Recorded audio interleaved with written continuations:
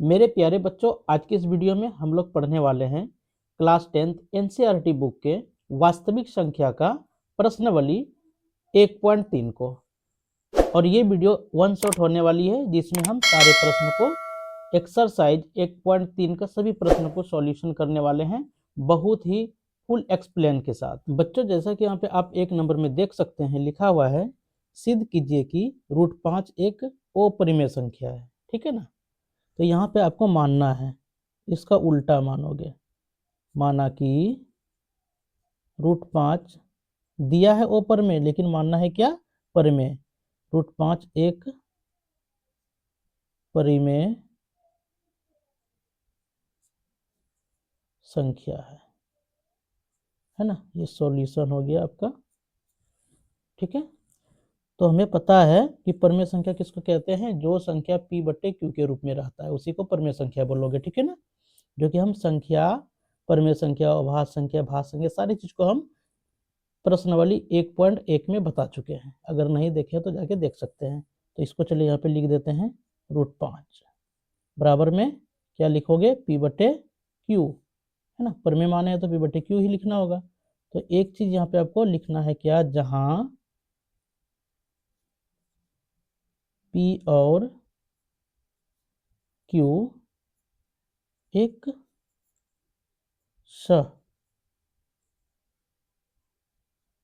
अभाज्य संख्या है ना। इसमें नया बात आ गया, सह अभाज्य संख्या किसको कहोगे?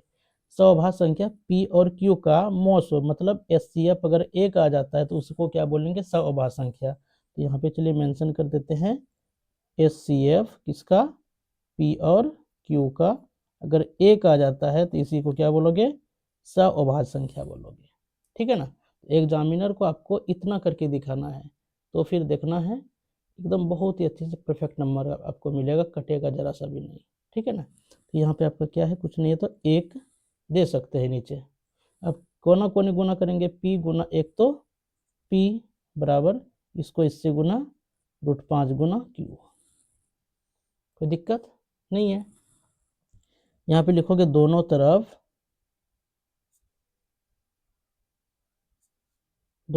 वर्ग करने पर। तो यहाँ पे होगा p² बराबर √5 q का होल स्क्वायर है ना। कोई दिक्कत नहीं है। देखिए आपका यहाँ पे क्या दिया हुआ है, समझिए इस बात को। √5 गुना का होल स्क्वायर, √5 का होल स्क्वायर। ठीक है। तो मतलब इस स्क्वायर का मतलब क्या होता है? जिसके ऊपर स्क्वायर है उस बेस को दो बार लिखना है। √5 गुना √5 तो √5 गुना √5 हमें पता है 5 होता है। q गुना q क्या हो जाएगा? q square. ठीक है ना। तो इसके जगह पे क्या लिखोगे? ये चीज डायरेक्ट यहाँ से कर भी सकते हो, 2 से रूट को कटा सकते हो। ठीक है ना। तो फिर भी आपका क्या बचेगा? यही चीज बचेगा। ओके। p² बराबर क्या लिखना है इसके बदले? 5q का स्क्वायर है ना। तो इसको समीकरण बोलो एक। क्या बोल दिया? समीकरण एक। देखिए q² और 5 के बीच में कैसा संबंध है? गुना का। अगर इस 5 को पक्षांतर इधर लेके आएंगे तो भाग में हो जाएगा p²/5। बचा क्या? q²। जो चीज बटे में आया, भाग में आया, इसका मतलब एक दूसरे से क्या है? ये कट रहा है, विभाजित हो रहा है नहीं। तो यहाँ पे लिखना है, हमें क्या लिखना है? p² 5 से विभाजित है, विभाजित है। जब p² 5 से विभाजित होगा तो p भी 5 से विभाजित होगा। तो इस भाषा को क्या करना है आपको? यहाँ पे इस तरह से लिख देना है। ठीक है। कोई दिक्कत? कोई दिक्कत नहीं होनी चाहिए। तो इस जगह से आपको क्या करना है? मानना है ना। लिखना है माना कि, फिर से क्या मानोगे? p बराबर 5m मानो। अच्छा 5 ही क्यों लिए, क्योंकि √5 की बात हो रही है ना। अगर 3 का बात होता तो यहाँ पे क्या लिखते, 3 लिखते। एम अपने तरफ से लिए यहाँ पे, कोई दिक्कत है नहीं। अब देखो p के बदले में, इस p के बदले में हम √5 को लिख सकते हैं, है ना। चलो पहले यहाँ पे लिखो, दोनों तरफ वर्ग करने पर, दोनों तरफ वर्ग करने पर, तो p² होगा बराबर 5m का स्क्वायर, है ना। तो ये कहाँ से आया, अभी ऐसा ही रहने दो, ठीक है ना।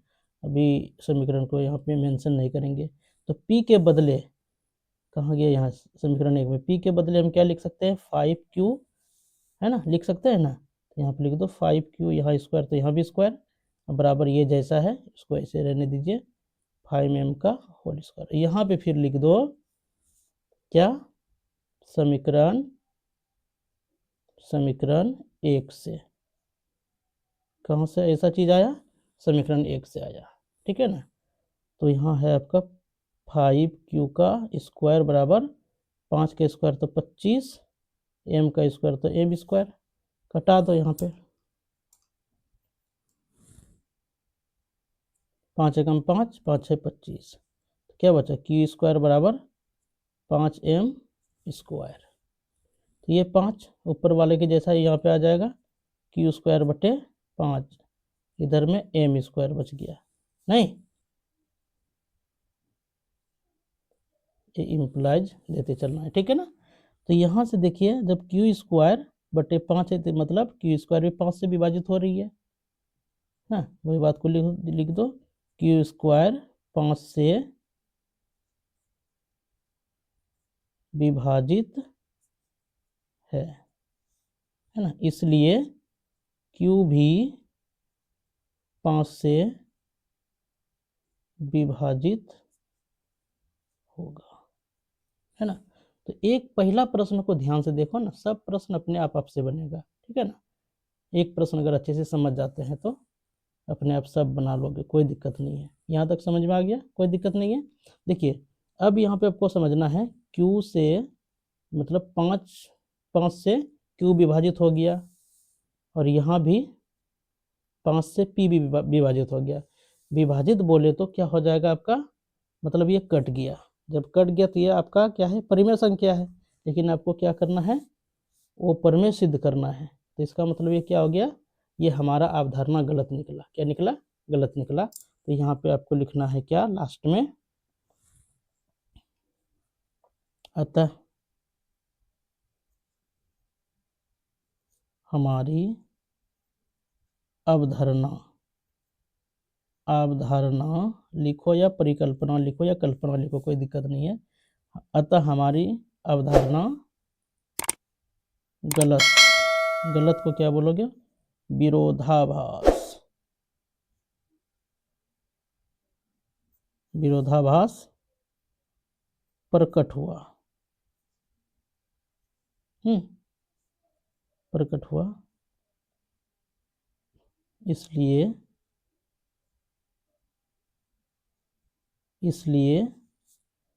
√5 एक कैसी संख्या है, अपरिमेय संख्या है, अपरिमेय संख्या है। इस बात को क्या करना है, लिख देना है, यही आपका क्या हो जाएगा, आंसर हो जाएगा, है ना। पहला नंबर आपको समझ में आ गया होगा, ठीक है ना। तो अब हम लोग बनाते हैं दूसरे नंबर को। 2 नंबर में है, सिद्ध कीजिए कि 3 + 2√5 एक अपरिमेय संख्या, इसी के जैसा ये भी बनेगा, ठीक है। तो चलिए हम हल करते हैं। दूसरा नंबर में क्या सिद्ध करने बोल रहा है, 3 + 2√5 एक अपरिमेय संख्या है, अपरिमेय संख्या है, ठीक है ना। देखते हैं इसको, यहाँ भी आपको क्या मानना है, जब अपरिमेय है तो मानना है परिमेय, उल्टा लिखना है, माना कि 3 + 2√5 एक परिमेय संख्या है। परिमेय संख्या का कॉन्सेप्ट तो आपको पता ही है, तो क्या लिखोगे यहाँ पे 3 + 2√5 बराबर P/Q। तो इसके लिए आपको क्या लिखना है, जहां P और Q एक सअभाज्य संख्या है ना। सअभाज्य तो पता चल ही गया क्या है, जिसका HCF क्या हो जाएगा, P और Q का एक आता है, तो इसी को क्या बोलोगे, सअभाज्य बोलोगे। नहीं, देखो यहाँ पे 2√5 बराबर यहाँ पे क्या है, P/Q। तो प्लस में आपका क्या है 3 है, उसको उधर लेके जाएंगे तो क्या होगा, माइनस में 3। कोई दिक्कत नहीं है। यहाँ पर आप देख सकते हैं √5 बराबर P/Q -3, ये 2 किस में है, गुना में है, इधर आके भाग में हो जाएगा, इसको नीचे लिख दो, है ना। अब इधर का जो नंबर हो गया, ये नंबर आपका क्या हो गया, √5। अभी हमने आपको सिद्ध कराया क्या, ओ परिमेय, ओ परिमेय है। और इधर वाला नंबर क्या हो जाएगा, बटे में है, रूट तो कुछ भी नहीं है, ये हो जाएगा आपका परिमेय। क्या हो जाएगा, समझो परिमेय। ठीक है, तो ये दोनों आपस में बराबर है नहीं, तो यहाँ पे आपको छोटा सा बात लिख देना है, यहाँ √5 एक अपरिमेय संख्या, अपरिमेय संख्या तथा इस वाले बात को, इसको है ना, P/Q -3/2 क्या हो जाएगा, परिमेय संख्या। ठीक है, इसलिए देखिए ये है अपरिमेय, ये है परिमेय, तो परिमेय और अपरिमेय कभी बराबर होगा नहीं होगा, तो यहाँ पे क्या लिखोगे, √5 नॉट इक्वल टू P/Q -3/2, ये दोनों आपस में बराबर नहीं होगा, है ना, इसलिए यह भी क्या हो जाएगा, आपका अपरिमेय होगा। हाँ, तो यहाँ पे आपको लिखना है क्या, अतः वही बात को, है ना, हमारी अवधारणा गलत हुआ, इसलिए 3 + 2√5 एक अपरिमेय संख्या है, अपरिमेय संख्या है ना। तो इस तरह से लिख दोगे तो ये भी आपका आसानी पूर्वक बन के तैयार हो जाएगा, कोई दिक्कत नहीं होनी चाहिए। तो अब हम लोग बढ़ते हैं नेक्स्ट प्रश्न की ओर, जो है आपका 3 नंबर का। तो 3 नंबर में सिद्ध कीजिए कि निम्नलिखित संख्या अपरिमेय है। तो 3 ठो प्रश्न इसमें दिया हुआ है, तो तीनों को हम बारी बारी हल करते हैं। तो पहला नंबर में क्या दिया हुआ है, 3 का पहला, तो 1/√2 ये लिखा है। देखिए कितना आसानी से बनेगा ये, तो यहाँ पे वही लिखना है, माना कि 1/√2 एक परिमेय संख्या है, परिमेय संख्या है। तो क्या 1/√2 बराबर P/Q, तो वही बात सअभाज्य वाला लिख देना है ना, P तथा Q सअभाज्य संख्या है, अभाज्य संख्या है, इस बात को लिख दिए। ठीक, कोना कोनी गुना, इसको इससे गुना करो, तो क्या होगा, इसको इससे गुना करने पे √2 × P इक्वल टू, इसको इससे गुना करने पे क्या मिलेगा, Q। तो √2 हम यहाँ पे छोड़ देते हैं, तो Q बटे क्या होगा P, क्या होगा Q बटे P। देख सकते हैं P बटे Q बोलो या तो Q बटे P बोलो, तो ये आपस में क्या होगा, एक जैसा होगा। जब बटे में कोई चीज़ आता है इसको क्या बोलोगे, अपरिमेय बोलोगे, सॉरी परिमेय बोलोगे, और इसको क्या बोलोगे, अपरिमेय। ठीक है ना, ये आपका हो गया अपरिमेय, और ये क्या हो जाएगा, परिमेय। क्या हो जाएगा, ये परिमेय हो जाएगा। क्या ये दोनों आपस में बराबर है, बराबर नहीं है, तो यहाँ पे लिखना है कि हाँ √2 एक अपरिमेय संख्या है ना, अपरिमेय संख्या है, तथा Q बटे P एक परिमेय संख्या है।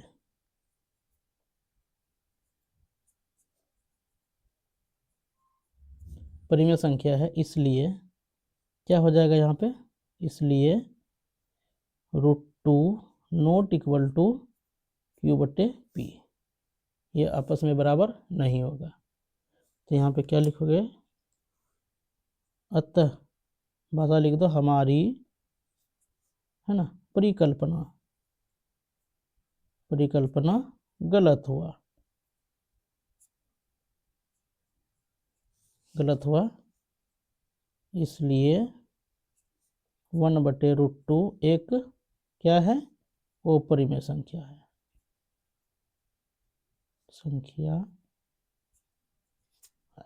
इस तरह से ये भी आपका आसानी से बन के तैयार हो गया, कोई दिक्कत नहीं है। अब अगला प्रश्न है आपका दूसरे नंबर में, तो वो है दिया हुआ 7√5, है ना, इसको ऊपर में दर्शाना है आपको, ठीक है ना। तो यहाँ पे लिखेंगे वही बात, माना कि 7√5 एक क्या परिमेय संख्या है ना, तो 7√5 इक्वल टू P बटे Q, जहाँ Q और P एक सअभाज्य संख्या है, ठीक है ना। इसके नीचे कुछ नहीं, तो इसको लिख दो, यहाँ पे P, इसको चलो इससे गुना करते हैं, क्या होगा 7√5Q बराबर, इसको इससे गुना तो P। कोई दिक्कत है, नहीं है दिक्कत।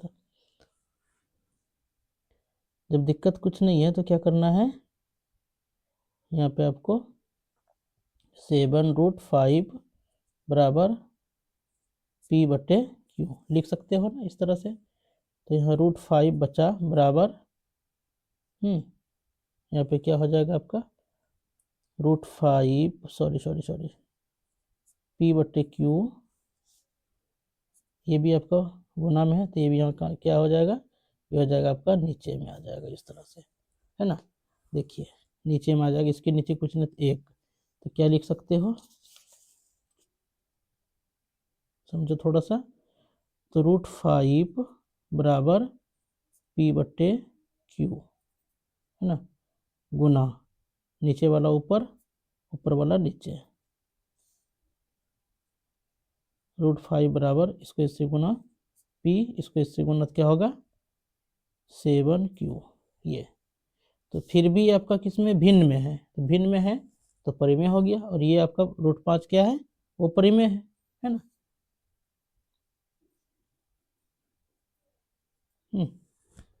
अपरिमेय है, ठीक है। तो यहाँ पे क्या लिखोगे, यहाँ √5 एक अपरिमेय है,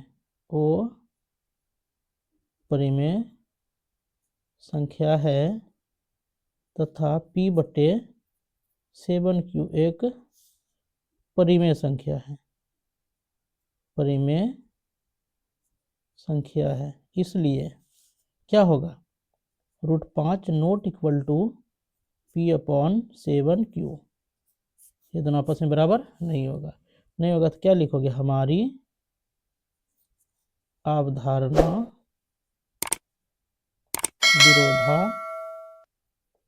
भास विरोधाभास मतलब गलत हुआ अतः 7√5 एक अपरिमेय संख्या है।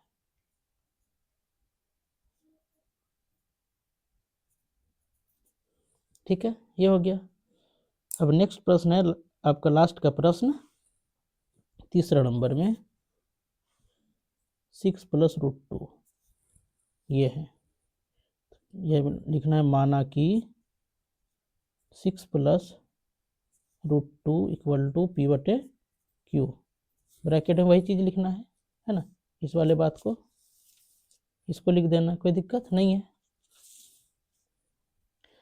यहाँ पे आपका दिया है √2 = P/Q, प्लस में 6, इधर आके माइनस में 6 हो जाएगा, बन गया, कोई दिक्कत नहीं है। तो ये आपका क्या हो गया, परिमेय संख्या हो गया। क्या हो गया, परिमेय, और ये अपरिमेय। तो यहाँ भी फिर लिखना है, यहाँ ऐसा प्रश्न बहुत आसान होता है। √2 एक अपरिमेय संख्या है, अपरिमेय संख्या है तथा P/Q - 6 एक परिमेय संख्या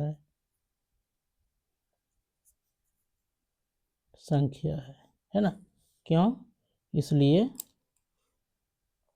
√2 ≠ P/Q - 6 है ना। कारण तो लिख ही दिए, लास्ट में लिख दो उस भाषा को। अतः हमारी है ना अवधारणा गलत प्रकट हुआ, इसलिए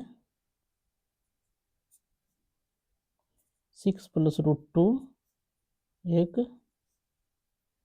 अपरिमेय संख्या है, अपरिमेय संख्या है। इस तरह से क्या देखे, आपने सारे प्रश्न को बहुत ही अच्छे से समझ और पढ़ लिया। ठीक है ना। आई होप आपको वीडियो कैसा लगा, आप बताइए कमेंट्स में। अगर कहीं पे दिक्कत हुआ होगा तो वीडियो को दोबारा देखिए और उसको वहाँ पे अच्छे से समझिए, तो आपको एक ही बार में समझ में आ जाएगा। ठीक है ना।